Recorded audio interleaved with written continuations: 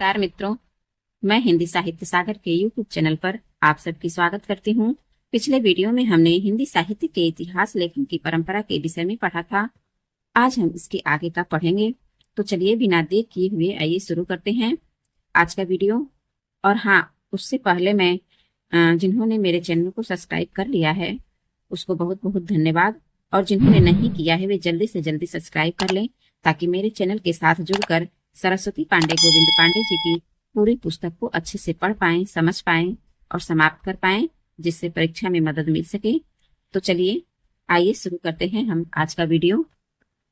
तो अनेकानेक विद्वान ने अलग अलग खंडों का संपादन कार्य किया जो अग्रांकित है। तो भाग है और प्रत्येक भाग का नाम और संपादक। तो प्रथम भाग है हिंदी साहित्य की पीठिका, और संपादक है इसके डॉक्टर राजबली पांडे। प्रथम भाग के संपादक हैं डॉक्टर राजबली पांडे और उस भाग का नाम है हिंदी साहित्य की पीठिका।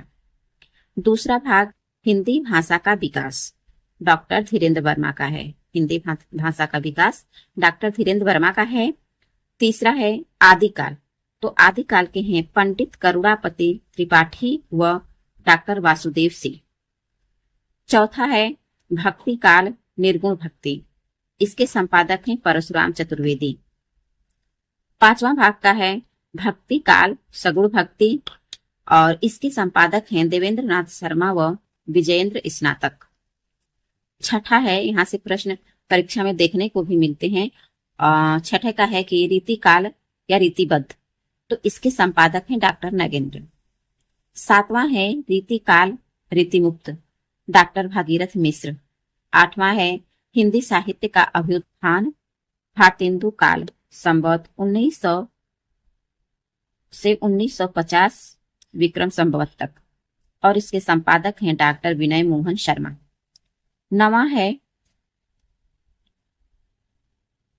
नवा है द्विवेदी काल, संपादक हैं इसका संपादन जो है 1950 से 75 विक्रम संवत में हुआ है, और इसके संपादक हैं पंडित सुधाकर पांडे। 10वां है उत्कर्ष काल काव्य, इसका संपादन जो है संभवत 1975 से 1995 विक्रम संवत में हुआ है, और इसके भी संपादक डॉक्टर नगेंद्र हैं। 11वां का है उत्कर्ष काल नाटक का है, इसका जो है संवत 1975 से 95 विक्रम संवत तक, और सावित्री सिंह व दशरथ ओझा ने इसका संपादन किया है। 12वां है कथा साहित्य संवत 1975 से 95 विक्रम संवत तक, और इसके संपादक हैं doctor Nirmala Jain.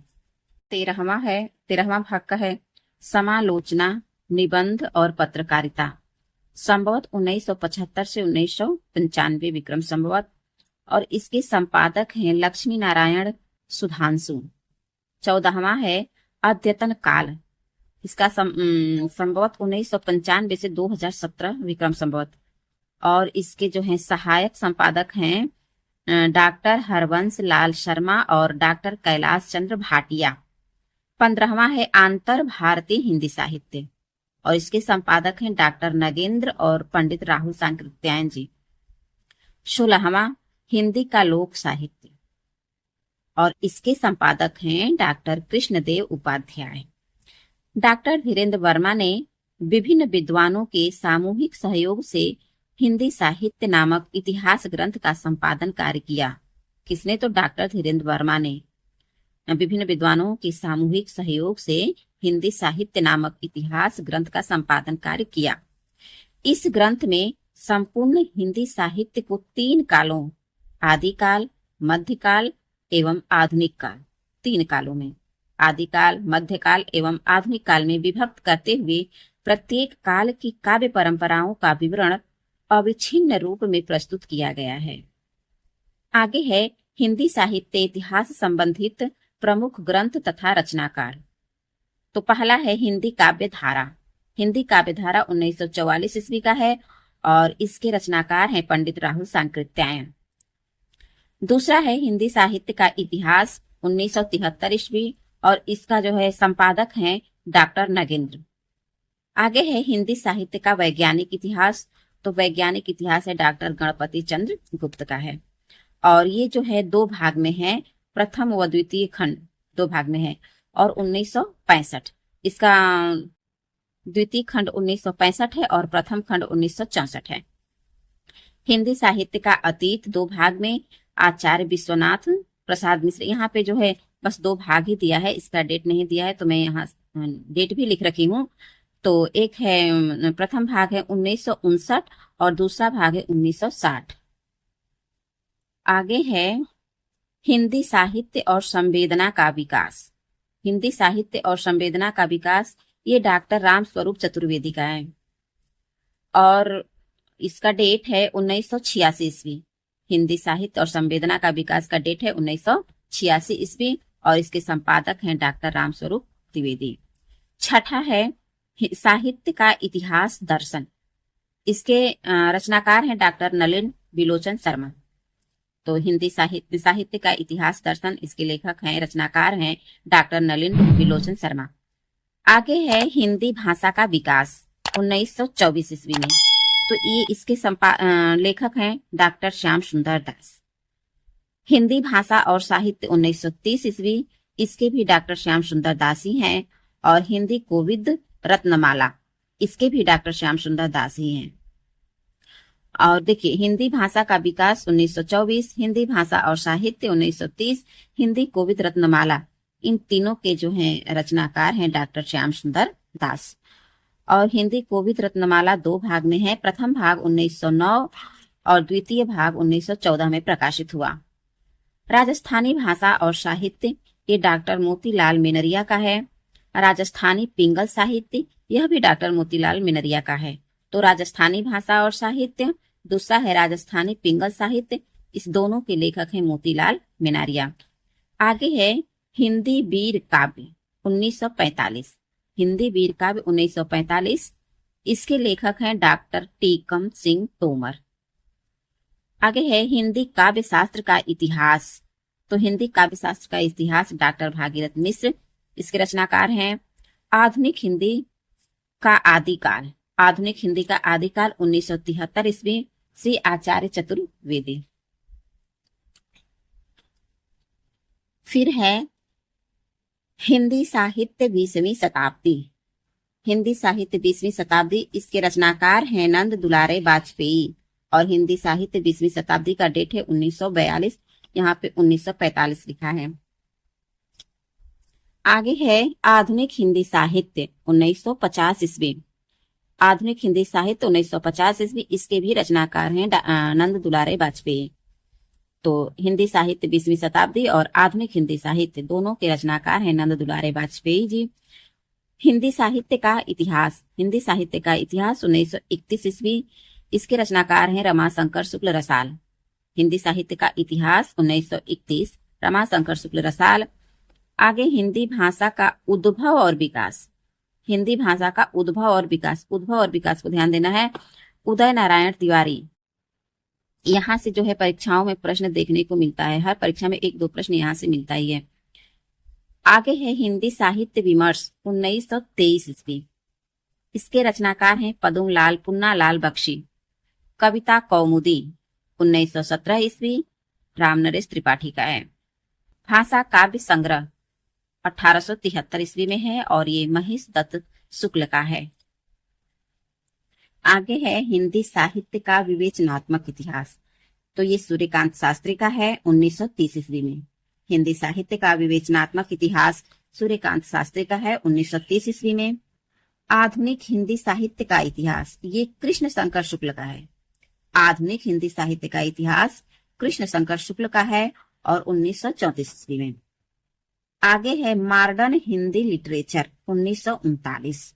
Modern Hindi literature 1939, ये है डॉक्टर इंद्रनाथ मदान का।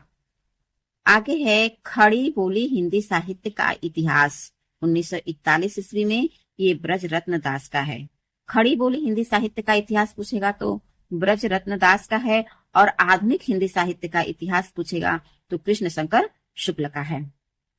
और फिर देखिए आधुनिक हिंदी साहित्य, बस आधुनिक हिंदी साहित्य 1941 का लक्ष्मी सागर वार्ष्णेय का है। और है ब्रज माधुरी सार 1923 ईस्वी, ये वियोगी हरि का है। ब्रज माधुरी सार 1923 ईस्वी वियोगी हरि का है। फिर है हिंदी साहित्य का दूसरा इतिहास, डॉक्टर बच्चन सिंह का है 1986 ईस्वी में। आगे है हिंदी साहित्य का आधा इतिहास 2003 का है, और ये जो है सुमन राजे का है। फिर है हिंदी साहित्य का मौखिक इतिहास, तो मौखिक इतिहास किसका है, तो ये नीलाभ का है। ये जो है उपेंद्र नाथ अश्क के बेटे हैं, तो मैं यहाँ लिख ली हूँ।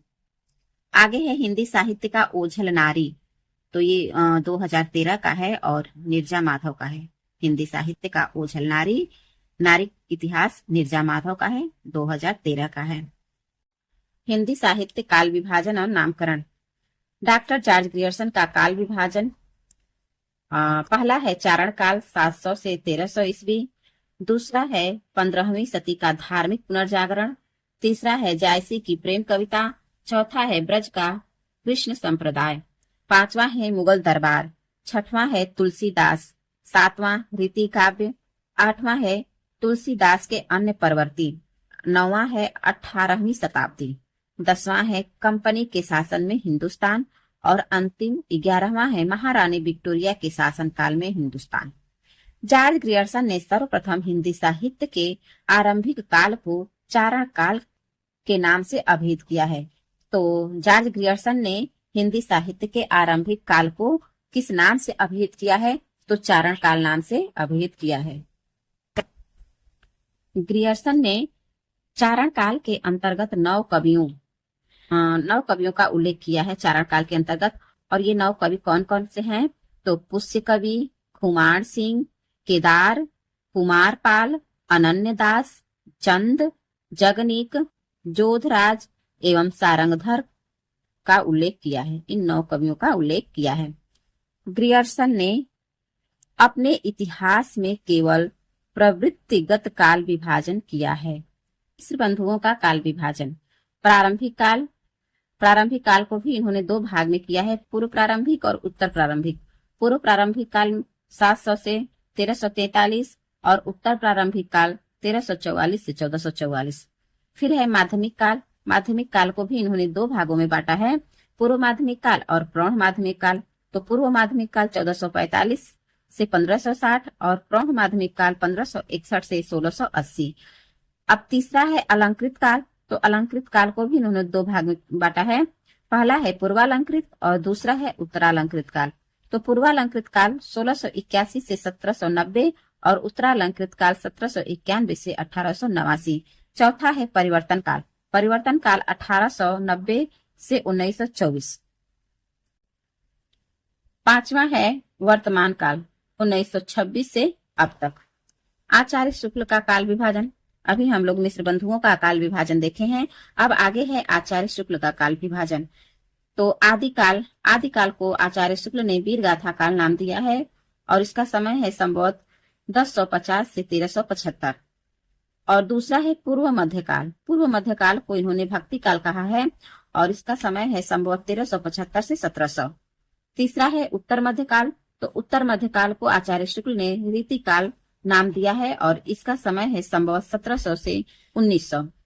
फिर चौथा है आधुनिक काल को आचार्य रामचंद्र शुक्ल ने गद्य काल कहा है, और इसका समय है संवत 1900 से 1984 ईस्वी।